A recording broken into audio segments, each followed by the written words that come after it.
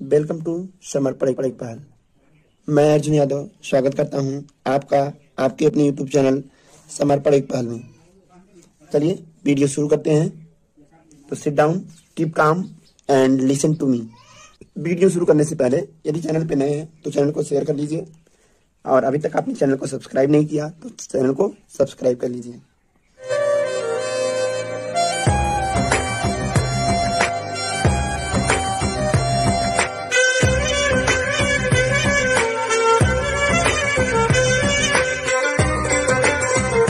आज हम लोग पहले हेडिंग पढ़ेंगे उदासीन बिंदु एवं शून्य विभव।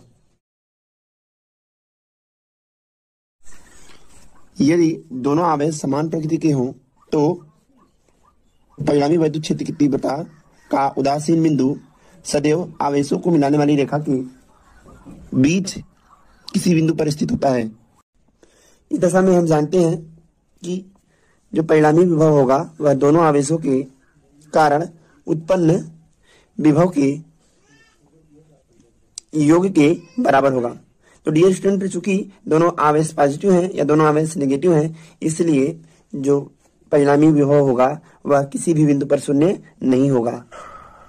कहने का मतलब ये कि यदि दोनों आवेश समान प्रकृति के हैं तो दोनों आवेशों को मिलाने वाली रेखा के किसी भी बिंदु पर परिणामी विभव शून्य नहीं होगा। आई होप आपको ये समझ में आ गया होगा। चलिए अब आगे बढ़ते हैं। यहाँ पे मान लीजिए इस फिगर में ये टोटल दूरी दोनों आवेशों के बीच की दूरी r है। सपोज करिए इस आवेश Q1 से x दूरी पर एक बिंदु P है जिस पर हमें परिणामी विद्युत क्षेत्र की तीव्रता ज्ञात करनी है। तो इसके लिए हम जानते हैं परिणामी विद्युत क्षेत्र की तीव्रता यहाँ लिखेंगे Q1 के कारण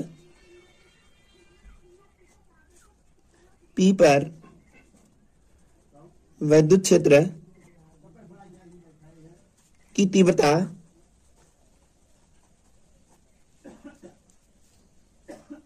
तो अगर यहाँ इस बिंदु पर अगर यह बिंदु उदासीन बिंदु होगा तो निश्चित रूप से इस बिंदु पर जो वैद्युत क्षेत्र की तीव्रता होगी वह एक दूसरे के बराबर होगी, अर्थात दोनों का परिणामी क्या होगा, शून्य होगा। इस प्रकार हम कह सकते हैं कि जो बिंदु P पर वैद्युत क्षेत्र की तीव्रता होगी वह Q1 और Q2 के कारण बिंदु P पर परिणामी वैद्युत क्षेत्र की तीव्रता एक दूसरे के बराबर और विपरीत होगी, तभी परिणामी शून्य होगा। ठीक है, तो इस कारण मैं कहूंगा ये धन आवेश है तो इसके कारण विद्युत क्षेत्र की तीव्रता इधर हो जाएगा और इसके कारण विद्युत क्षेत्र की तीव्रता इधर हो जाएगा। बात को समझिए, चूंकि ये धन आवेश है तो इसके कारण विद्युत क्षेत्र की तीव्रता E1 बाहर की ओर होगा। ठीक है, और ये Q2 भी धन परीक्षण आवेश है तो इसके कारण बिंदु P पर वैद्युत क्षेत्र की तीव्रता E2 भी बाहर की ओर होगा। तो यदि बिंदु P उदासीन बिंदु है तो हम कह सकते हैं कि Q1 के कारण बिंदु P पर उत्पन्न वैद्युत क्षेत्र की तीव्रता बराबर हो जाएगा Q2 के कारण P पर वैद्युत क्षेत्र की तीव्रता। अब डियर स्टूडेंट, यहाँ पर हम कहेंगे Q1 के कारण वैद्युत क्षेत्र की तीव्रता कितनी होगी, E1, और Q2 के कारण विद्युत क्षेत्र की तीव्रता E2। ठीक है, हम जानते हैं किसी बिंदु आवेश के कारण उत्पन्न विद्युत क्षेत्र की तीव्रता बराबर होता है 1/4 पाई एप्सिलॉन 0 Q/r²। तो डियर स्टूडेंट यहाँ पे देखिए 1/4 पाई एप्सिलॉन 0 E1 का वैल्यू निकालेंगे तो मैं कहूंगा E1 किसके कारण निकलेगा, Q1 के कारण। मैं कहूंगा Q1 के कारण बिंदु P पर उत्पन्न वैद्युत क्षेत्र की तीव्रता हो जाएगा 1/4 पाई एप्सिलॉन 0 Q1 इंटू इस बिंदु से बिंदु P के बीच की दूरी। तो ये दूरी कितनी है, x, तो यहाँ पर x का स्क्वायर हो जाएगा। आई होप आपको समझ में आया होगा। बराबर हो जाएगा E2, तो E2 का वैल्यू हो जाएगा 1/4 पाई एप्सिलॉन 0 Q2 से बिंदु P के बीच की दूरी। तो Q2 से बिंदु P के बीच दूरी कैसे होगा डियर स्टूडेंट, यहाँ पे देखिए अगर सपोज करें यहाँ पे बिंदु A है, यहाँ पर बिंदु B है, तो मैं कहूंगा AP का वैल्यू x है। ठीक है, और AB का वैल्यू r है। तो अगर मैं BP का वैल्यू निकालूंगा तो BP बराबर हो जाएगा कुल दूरी जो कि r है माइनस A से P के बीच की दूरी जो कि x है। इस प्रकार हम कहेंगे BP का मान निकालने के लिए कुल दूरी AB में से AP को घटा दिया तो BP बराबर कितना आएगा, r माइनस एक्स। तो यहाँ पर हो जाएगा r माइनस एक्स का स्क्वायर। आई होप आपको समझ में आ गया होगा। विद्युत क्षेत्र की जो तीव्रता होती है 1/4πε0 Q1 अपान r स्क्वायर होती है। तो r क्या होता है, आवेश से उस बिंदु के बीच की दूरी होती है। तो a से बिंदु P के बीच दूरी कितनी है, x, और b से बिंदु P के बीच दूरी कितनी है, r माइनस एक्स। तो r की जगह पे Q1 के लिए r1 की जगह पे Q1 के लिए r की जगह पर x, और Q2 के लिए r की जगह पे r माइनस एक्स का स्क्वायर रख दिया। तो इस प्रकार हमें ये दोनों एक दूसरे के बराबर प्राप्त होने चाहिए। यहाँ से डियर स्टूडेंट 1/4πε0 कैंसिल हो जाएगा। ये r1 माइनस एक्स यहाँ पे अपान में है, बराबर के उस पर जाएगा तो गुणे में हो जाएगा, और यहाँ पर Q1 गुणे में इधर आएगा, भाग में हो जाएगा। अर्थात Q वाला पद एक तरफ और x वाला पद एक तरफ करने पर यहाँ पे r माइनस एक्स का स्क्वायर बराबर की उस पर चला जाएगा। तो ये होगा r माइनस एक्स का स्क्वायर अपान x का स्क्वायर बराबर हो जाएगा। यहाँ पर Q2 अपान ये Q1 गुणे में था, बराबर की दूसरी तरफ जाएगा तो बट्टे में हो जाएगा। आगे अगर इसे सॉल्व करेंगे तो कहेंगे इसका भी स्क्वायर है, इसका भी स्क्वायर है, तो ये हो जाएगा r minus x upon x whole power 2 बराबर हो जाएगा Q2 अपान Q1। स्क्वायर बराबर की उस पर जाएगा डियर स्टूडेंट, तो ये क्या हो जाएगा, कर्ली में हो जाएगा। तो यहाँ पे आएगा r minus x upon x बराबर हो जाएगा अंडर रूट Q2 अपान Q1। ठीक है dear student, r minus x upon x बराबर हो जाएगा अंडर रूट Q2 अपान Q1। तो डियर स्टूडेंट यहाँ पर क्या हो जाएगा, अब हम कहेंगे यदि मुझे r Q1 और Q2 तीनों का वैल्यू ज्ञात हो तो हम x का वैल्यू ज्ञात कर सकते हैं। ठीक है, परंतु डियर स्टूडेंट यहाँ पे ध्यान दीजिएगा, चूंकि विद्युत विभव एक अदिश राशि है, तो इस बिंदु P पर जो परिणामी विद्युत विभव आएगा वह बिंदु A और बिंदु B के कारण बिंदु P पर उत्पन्न विभव के बीच गलती योग के बराबर होगा। कहने का मतलब यदि हम परिणामी विभव को V माने तो V बराबर हो जाएगा VA प्लस VB, अर्थात जो परिणामी विभव होगा वह अलग अलग आवेशों के कारण उत्पन्न विभव के योग के बराबर होगा, जिसको हमने अपने पिछले वीडियो में काफी अच्छे से कवर कर रखा है। मैं डिस्क्रिप्शन में लिंक दे दूंगा, आप चाहें तो वहां पर जाकर चेक कर सकते हैं। आगे बढ़िएगा डियर स्टूडेंट। तो इस प्रकार हम कह सकते हैं यदि दोनों आवेश समान प्रकृति के हैं तो आवेशों के निकाय के कारण किसी भी बिंदु पर वैद्युत विभव शून्य नहीं होगा। ठीक है, अब हम देखेंगे दूसरी स्थिति, जब दोनों आवेश असमान प्रकृति के हों अर्थात विपरीत प्रकृति के हों।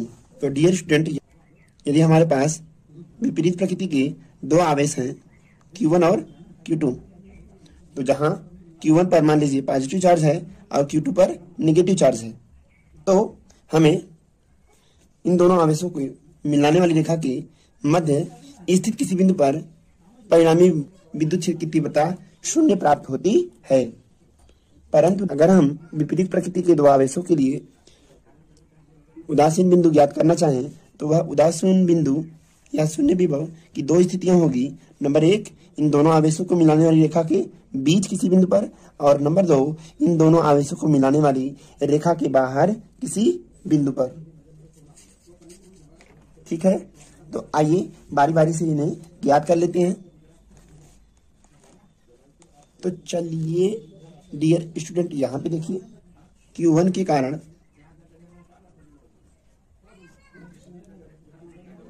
यहां पे मान लीजिए इन दोनों आवेशों के बीच कोई बिंदु P है। Q1 से जो बिंदु P के बीच की दूरी है x है, A और B के बीच की दूरी r है, तो इस प्रकार BP के बीच की दूरी हो जाएगा r माइनस एक्स।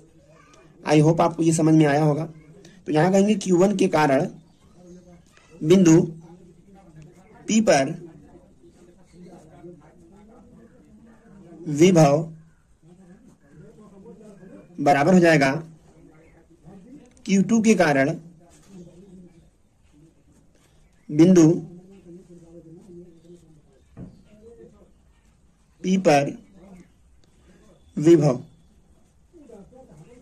ठीक है, तो यहाँ पे देखिए Q1 के कारण बिंदु P पर विभव क्या आएगा, हम जानते हैं किसी बिंदु आवेश के कारण जो विभव होता है वह 1/4πε0 इंटू Q अपान R होता है, जहां पर Q क्या है, स्रोत आवेश है, तो यहाँ पे स्रोत आवेश Q1 है बटा उनके बीच की दूरी, तो ए से पी के बीच की दूरी x है, तो यहाँ पर हो जाएगा 1/4πε0 Q1/x। ये हमारा VA का वैल्यू है, बराबर हो जाएगा VB अर्थात Q2 के कारण बिंदु P पर विभव। तो इसका मान भी इसी प्रकार से हो जाएगा 1/4πε0 पर माइनस Q2 है और R की जगह पर R-x है।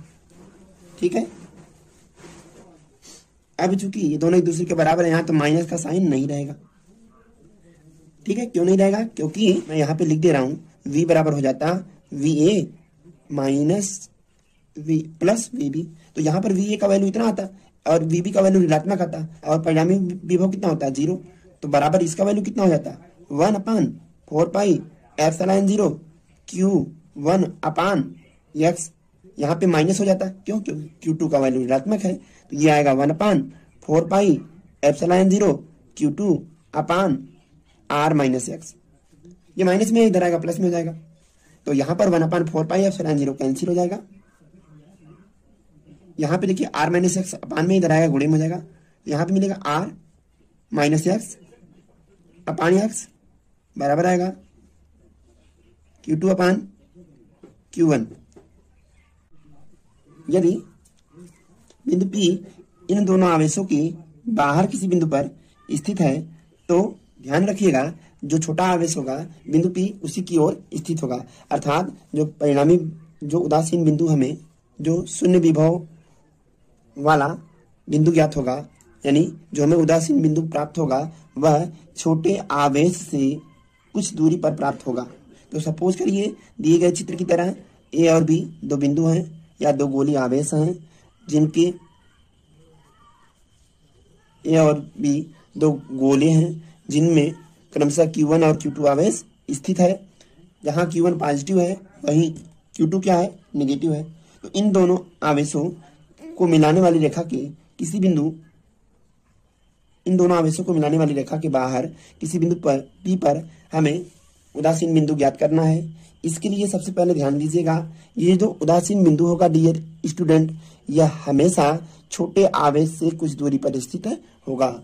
तो सपोज कर लीजिए कि इस छोटे से आवेश से बिंदु P के बीच की दूरी x है। क्योंकि ये दूरी r है, ये दूरी x है, तो बिंदु A से P के बीच की दूरी r+x होगा। आई होप आपको ये समझ में आ गया होगा। बिंदु B से P के बीच की दूरी x है, AB के बीच की दूरी r है, तो बिंदु A से P के बीच की दूरी r+x होगा। आगे बढ़िए डियर स्टूडेंट, अब ध्यान दीजिएगा, तो यहां पर हम कहेंगे जब बिंदु P दोनों आवेशों को मिलाने वाली रेखा के बाहर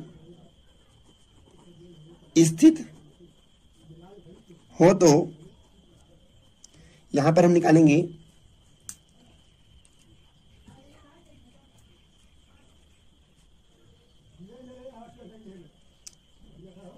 VA बराबर VB हो जाएगा।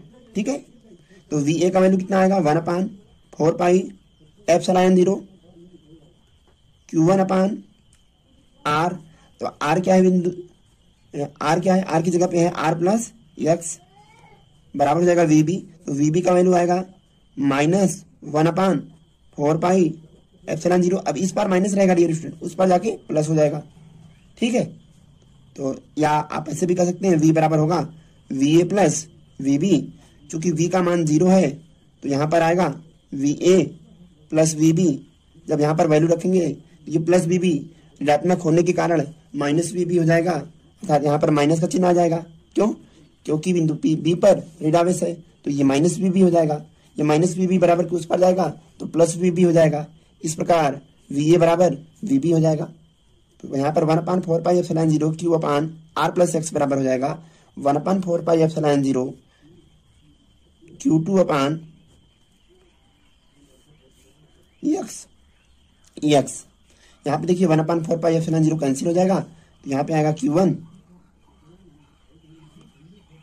अपान Q2, यहाँ पर Q1 पहले से था, Q2 बराबर के उस पार से इधर आएगा तो बट्टे में हो जाएगा, बराबर R plus x upon x.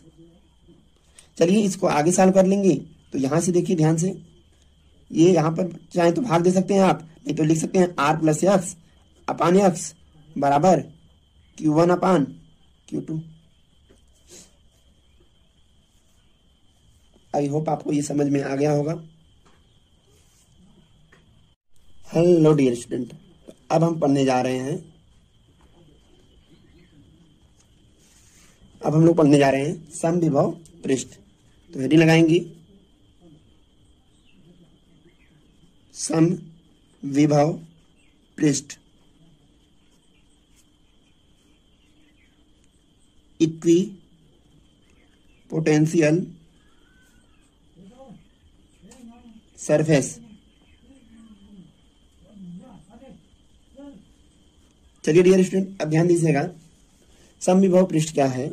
विद्युत क्षेत्र के भीतर स्थित वह पृष्ठ जिसके प्रत्येक बिंदु पर विभव समान होता है, समविभव पृष्ठ कहलाता है। यानी एक ऐसा पृष्ठ जिसके प्रत्येक बिंदु पर विभव समान हो, समविभव पृष्ठ कहलाता है।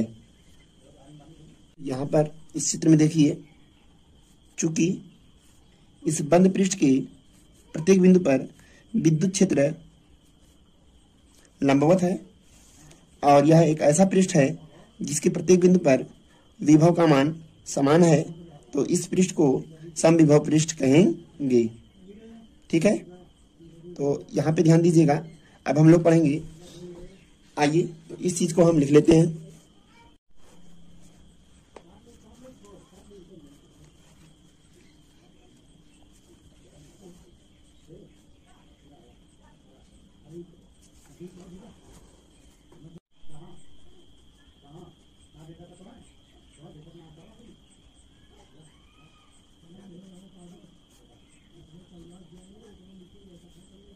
ठीक है, तो एक ऐसा पृष्ठ जिसके प्रत्येक बिंदु पर वैद्युत विभव का मान समान होता है, समविभव पृष्ठ कहलाता है। डियर स्टूडेंट, दिए गए चित्र में आप देख सकते हैं कि यहाँ पर समविभव पृष्ठ के बारे में कुछ महत्वपूर्ण तथ्य हैं, अर्थात अब हम हेडिंग लगाएंगे समविभव पृष्ठ के गुण। तो उसको लिखने से पहले आइए हम पहले समझ लेते हैं। यहाँ पर देखिए, चूंकि इसके प्रत्येक पृष्ठ पर विभव समान होगा, तो इसके पहले गुण में हम लिखेंगे समविभव पृष्ठ के प्रत्येक बिंदु पर विभव का मान समान होता है। अब चूंकि विभव का मान समान है डियर स्टूडेंट, तो नंबर 2 में देखिए, अब इसका दूसरा पॉइंट क्या बन सकता है? दूसरा पॉइंट ये बन सकता है डियर स्टूडेंट, चूंकि प्रत्येक बिंदु पर विभव समान है, तो इन किसी एक आवेश को एक बिंदु से दूसरे बिंदु तक ले जाने में किया गया कार्य शून्य होगा। क्यों? क्योंकि विभवांतर की परिभाषा से VA माइनस VB, यहाँ पे ध्यान दीजिए, मैं इसको कहीं और दिखाना चाहता हूँ, तो यहाँ पे देख लीजिए, यहाँ पे देखिए VA बराबर हो जाएगा VB। तो अगर VA और VB बराबर हो जाएगा तो हम जानते हैं VA माइनस VB बराबर होता है W अपान Q। अब चूंकि VA और VB बराबर हैं, तो इन दोनों का अंतर कितना आएगा? शून्य, बराबर हो जाएगा W अपान Q। तो इस प्रकार W बराबर कितना मिल जाएगा? 0। ठीक है, तो इस प्रकार हम कह सकते हैं कि समविभव पृष्ठ पर किसी आवेश को किसी एक बिंदु से दूसरे बिंदु तक ले जाने में किया गया कार्य शून्य होगा। अगला है समविभव पृष्ठ के किसी भी बिंदु पर गुजरने वाली वैद्युत क्षेत्र रेखाएं परस्पर लंब होती हैं। इसका मतलब यह है डियर स्टूडेंट, जो विद्युत क्षेत्र की दिशा होगी वह सदैव समविभव पृष्ठ के लंबवत होंगी। ठीक है, तो यदि हमें विद्युत क्षेत्र की दिशा ज्ञात करनी है, तो इसके किसी भी बिंदु से हम एक लंब रेखा खींच देंगे। यही लंब रेखा विद्युत क्षेत्र की दिशा को निरूपित करेगी। अगला नंबर बन सकता है डियर स्टूडेंट, यहाँ पर देखिए, दो समविभव पृष्ठ कभी एक दूसरे को प्रतिच्छेद नहीं करते। क्यों? क्योंकि अगर ये डियर स्टूडेंट, अगर ये दोनों रेखाएं दो समविभव पृष्ठ एक दूसरे को प्रतिच्छेद करने लगेंगे, तो यहाँ से दो लंबवत रेखाएं खींची जा सकती हैं। इस प्रकार विद्युत क्षेत्र की दो दिशा हो जाएगी, जो कि संभव नहीं है। ठीक है, बात समझ में आ गई। हमने क्या कहा कि यदि दो समविभव पृष्ठ एक दूसरे को कभी प्रतिच्छेद करने लगेंगी तो उस बिंदु से दो लंबवत रेखाएं खींची जा सकती हैं और इस प्रकार विद्युत क्षेत्र की दो दिशा हो जाएगी, जो कि संभव नहीं है। ठीक, तो इसके बाद अगला नंबर हो जाएगा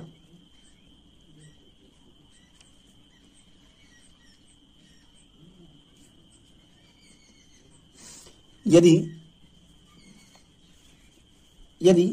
वैद्युत क्षेत्र में समविभव पृष्ठ एक दूसरे के नजदीक हैं तो यह प्रबल होंगी, परंतु प्रबल वैद्युत क्षेत्र में समविभव पृष्ठ पास पास और दुर्बल वैद्युत क्षेत्र में समविभव पृष्ठ दूर दूर स्थित होते हैं। अगला नंबर है किसी भी चालक धातु की पृष्ठ सदैव एक समविभव पृष्ठ होती है, क्योंकि हम जानते हैं चालक के पृष्ठ के प्रत्येक बिंदु पर विभव का मान समान होता है, या दूसरे शब्दों में किसी चालक के प्रत्येक बिंदु पर विभव का मान समान होता है। इस प्रकार हम कह सकते हैं इसी चालक का पृष्ठ समविभव पृष्ठ होता है। आइए डियर स्टूडेंट इन सब चीजों को लिख लेते हैं। तो पहला नंबर इसमें लिखेंगे, हेडिंग लगाएंगे समविभव पृष्ठ के गुण, प्रॉपर्टीज ऑफ इक्विपोटेंशियल सरफेस। ठीक है, तो लिखना शुरू करते हैं। नंबर 1 लिखेंगे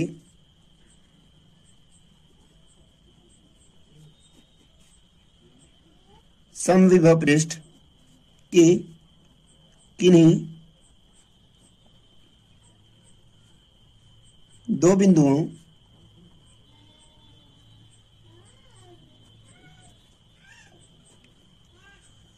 के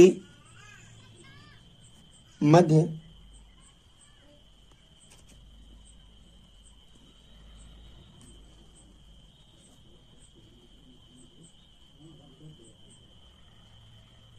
विभवांतर शून्य होता है। ठीक है, दूसरा नंबर बनेगा किसी आवेश को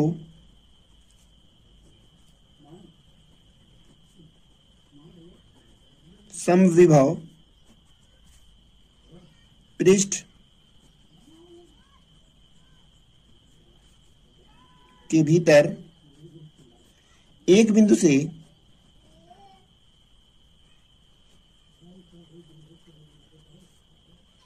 दूसरे बिंदु तक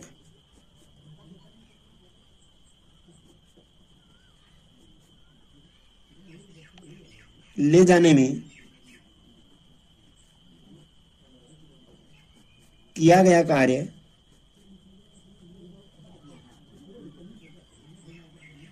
शून्य होता है। ठीक है, अगला नंबर है नंबर 3, वैद्युत क्षेत्र या वैद्युत क्षेत्र रेखाएं समविभव पृष्ठ के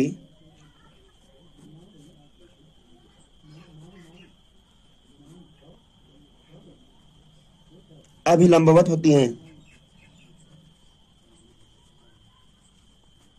ठीक है, चलिए आगे बढ़ते हैं। अगला नंबर 4, दो समविभव पृष्ठ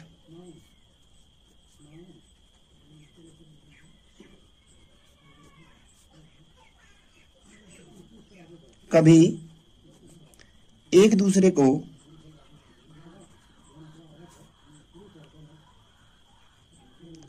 प्रतिच्छेद नहीं करते।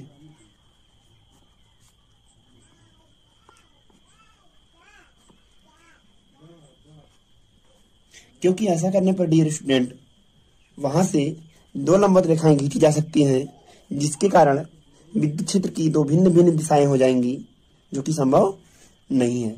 आई होप आपको समझ में आया होगा। अगर दो समविभव पृष्ठ एक दूसरे को प्रतिच्छेद करने लगेंगे तो यहाँ पे देखिए, यदि ये दोनों एक दूसरे को प्रतिच्छेद करने लगते तो यहाँ पर इस बिंदु पर विद्युत क्षेत्र की दो रेखाएं हो जाती और इस प्रकार विद्युत क्षेत्र की दिशा भी दो हो जाती, जो कि संभव नहीं है। इसलिए डियर स्टूडेंट, दो समविभव पृष्ठ कभी एक दूसरे को प्रतिच्छेद नहीं कर सकते। अगला नंबर है नंबर 5। एक चालक की सतह सदैव समविभव पृष्ठ होती है।